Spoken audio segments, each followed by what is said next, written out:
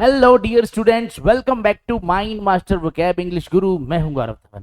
तो guys, common errors की series चल रही है जिसके अंदर मैं आपको सिखा रहा हूं कॉमन एरर्स को सॉल्व करना बिल्कुल जीरो लेवल से। यानी मैं आपको कोशिश कर रहा हूं कि हर क्वेश्चन का बिल्कुल डिटेल के अंदर आंसर दूं। तो गाइस, ज़्यादा टाइम ना लेते हुए स्टार्ट करेंगे हम आज की अपनी इस क्लास को। लेकिन उससे पहले एक रिक्वेस्ट है कि अगर आपको इस क्लास से थोड़ा सा भी फायदा हो रहा है तो गाइस ज़रूर लाइक कीजिए, शेयर कीजिए, और अगर चैनल को अब तक सब्सक्राइब नहीं किया तो सब्सक्राइब ज़रूर कीजिए। चलिए स्टार्ट करते हैं आज का ये वीडियो, और ये है पहला क्वेश्चन आपके लिए।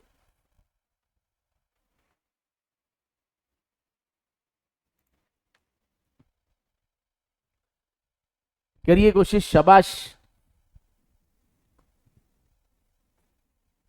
ये जो चार ऑप्शंस मैंने दिए हैं इनके अंदर अगर इनका मीनिंग आपको आता है तो इसका आंसर भी आपको आता है।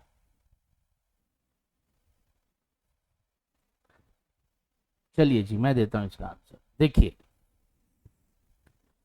डिस्क्रिमिनेटिंग क्या होता है? डिस्क्रिमिनेट का मतलब क्या होता है? भेदभाव करना। तो डिस्क्रिमिनेटिंग मतलब भेदभाव कर देने वाला। जैसे कंफ्यूजिंग का मतलब होता है कंफ्यूज कर देने वाला।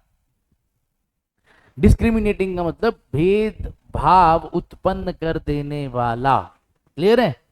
तो हम बात कर रहे हैं, वो कह रहे हैं जो टाइम परसेप्शन है वो रेज करता है, वो उठाता है a number of dash puzzles. ठीक है ना? तो कंफ्यूज कर देने वाली, यहां पे दरअसल अगर कंफ्यूजिंग लिखा होता तो इजीली समझ आ जाता। और इंट्रीग्वाइंग का मतलब भी कंफ्यूजिंग ही होता है। बी फुलिंग का मतलब मूर्ख बना देने वाली। बोरिंग का मतलब मालूम नहीं आप सबको। तो यहाँ पे इस सिचुएशन में हम पजल्स की बात कर रहे हैं, और पजल्स कैसी होती हैं? कंफ्यूज कर देने वाली, भेदभाव कर देने वाली, मूर्ख बना देने वाली नहीं होती। ठीक है? और वैसे भी इसका एक मतलब पहेली नुमा भी होता है। तो बन रही है बात एग्जैक्टली। लॉजिक से आंसर आएगा, ठीक है ना? लॉजिक से। लॉजिक भी बराबर काम करता है इंग्लिश के अंदर। देखिए, करिए कोशिश।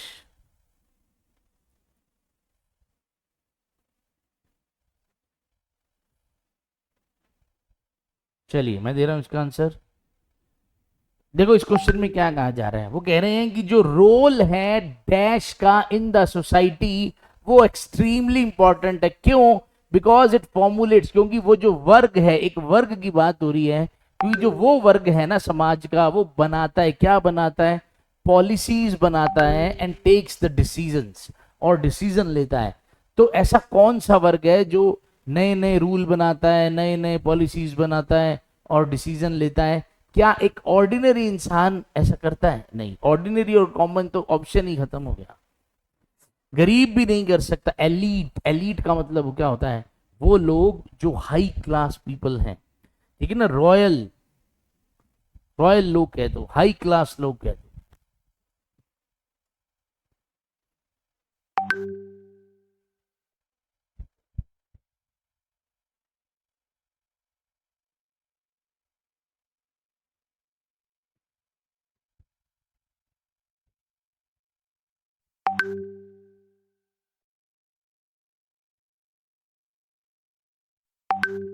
चलिए जी, देखिए, मीनिंग से बात शायद समझ आ रही हो और फिर कुछ अजीब भी लग रहा हो। देखो,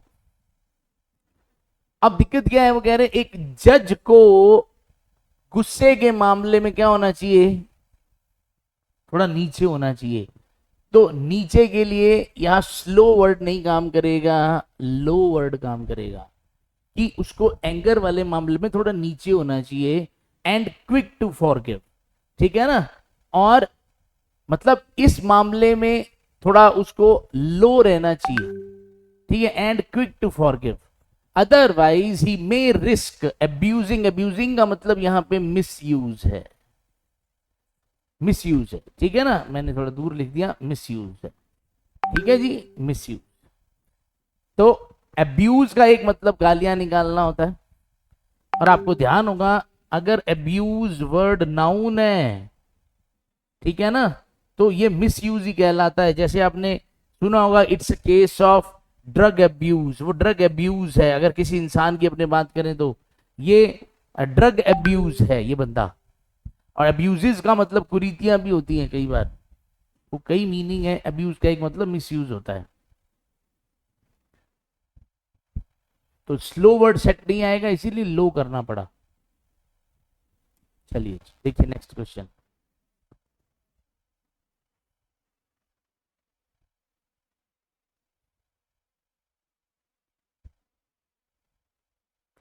ठीक है, ज्यादा दिमाग नहीं लगाना, बस यहां पे ये जो फ्रेज दे रखा है इसी के अंदर एरर है, और ये चार ऑप्शन दे रखे हैं।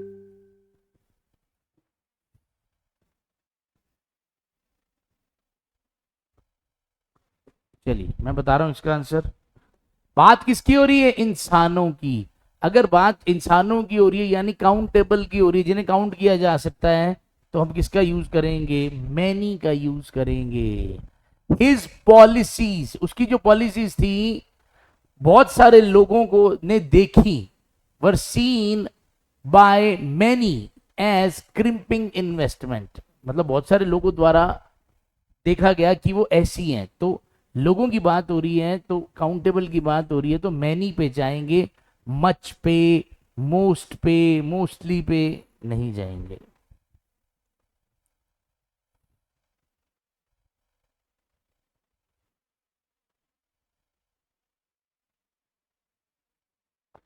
शायद ये क्वेश्चन शायद हमने कर लिया ये पहले।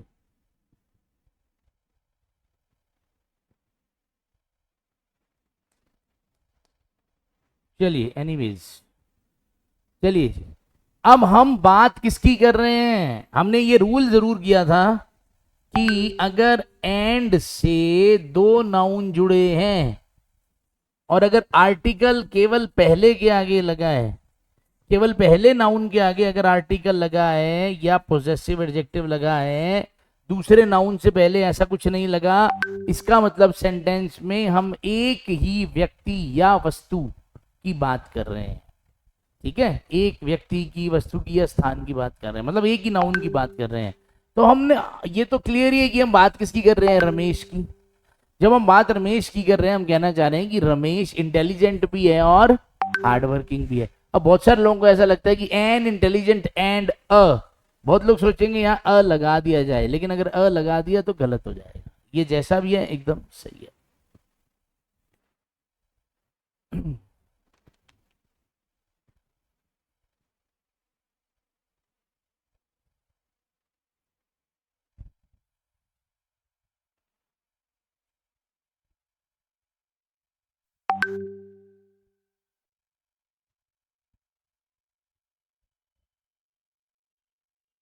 बहुत प्यारा क्वेश्चन है ये, बहुत ही प्यारा क्वेश्चन है।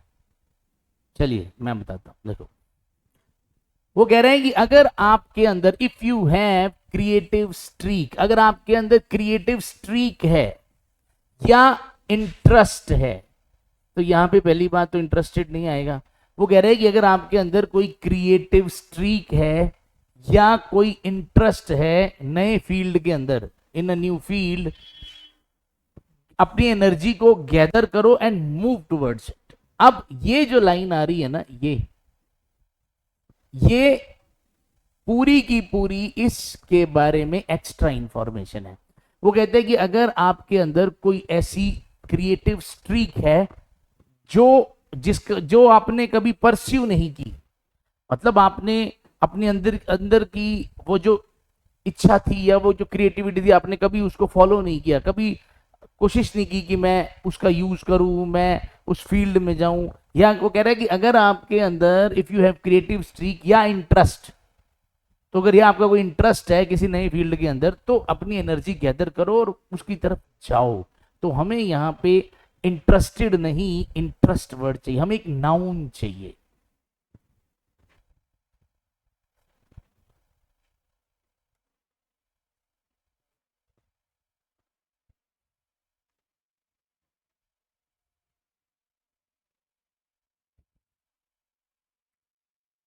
बहुत ही सिंपल आंसर है, बहुत ही सिंपल।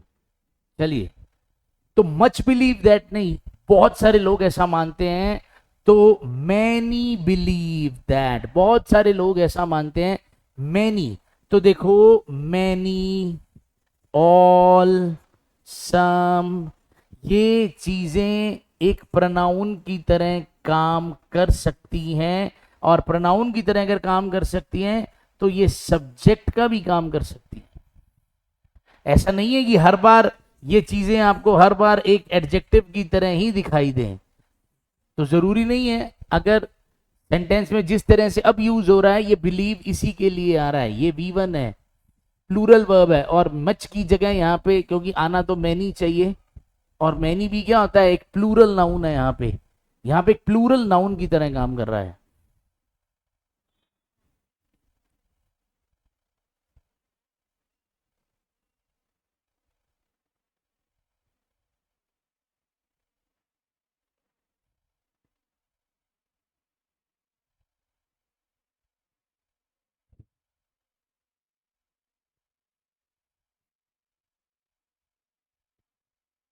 चलिए चलिए, शाबाश,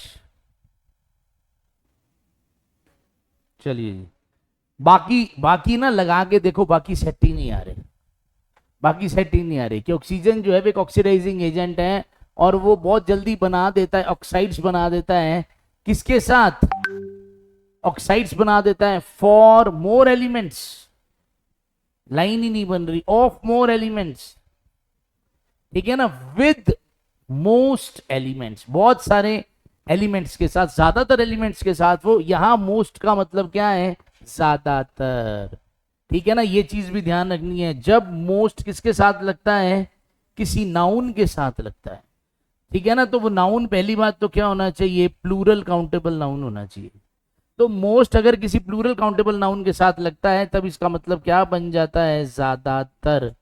और जब मोस्ट किसी एडजेक्टिव के साथ लगता है, तो वो एडजेक्टिव पहली बात तो पॉजिटिव डिग्री का होना चाहिए, और इसके पहले या तो द या पोजेसिव एडजेक्टिव लगा होना चाहिए, और तब ये दोनों चीजें मिलके पहली बात क्या बन जाते हैं? सुपरलेटिव डिग्री बन जाते हैं। तो यहां पे हमें ज्यादातर चाहिए कि वो ज्यादातर एलिमेंट्स के साथ और अदर कंपाउंड्स के साथ, with elements as well as with other compounds. Clear है? ज्यादातर एलिमेंट्स के साथ और अदर कंपाउंड के साथ बना देता है ऑक्साइड।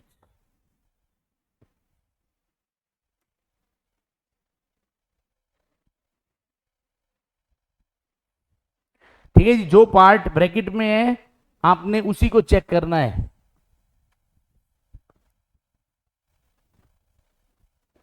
क्या जरूरत है इसमें इंप्रूवमेंट लाने की?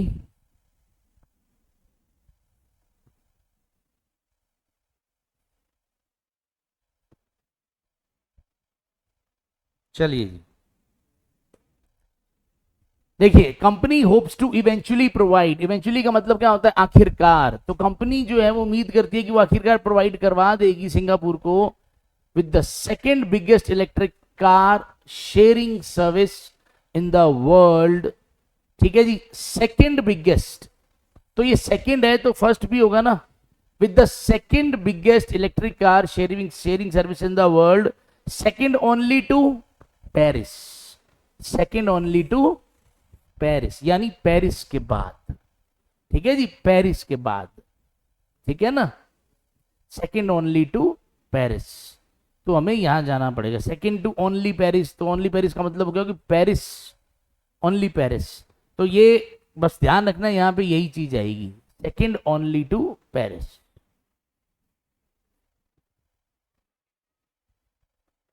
ठीक है, इस क्वेश्चन में आपको बस ये ध्यान देना है, क्या ये टुकड़ा, ये फ्रेज सही आ रहा है?